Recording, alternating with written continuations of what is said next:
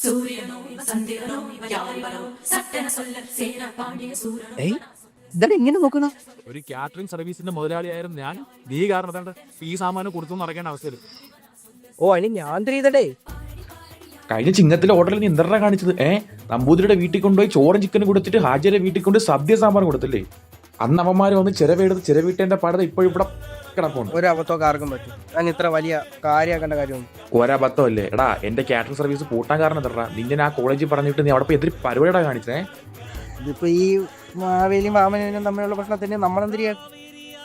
മാവേലി മാമനും തമ്മിലുള്ള പ്രശ്നമല്ലേ ഓണം? അതല്ലാതെ പിന്നെ വേറെന്തൊരു പ്രശ്നം?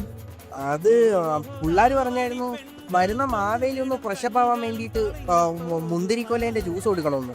ഓ അതിനെന്തേ? അത് പിന്നെ മുന്തിരിക്കൊല്ല ജ്യൂസ് ഞാൻ മറന്നു പോയിരിക്കാൻ വേണ്ടി ഒരു മാസം മുമ്പേ ഉണ്ടാക്കി വെച്ച്, എന്നിട്ട് അത് കളഞ്ഞു പോയിരിക്കാൻ വേണ്ടി എടുത്ത് കുടിച്ചു വിട്ടു. അതാണ് എടുത്തൊന്നും മാവേലിക്ക് കൊടുത്തത്.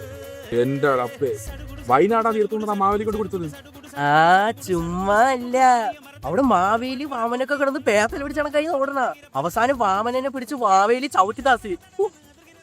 എന്റെ പൊന്നോ, നീ വിചാരിച്ചപ്പോ ചരിത്രം മാറ്റിച്ച്.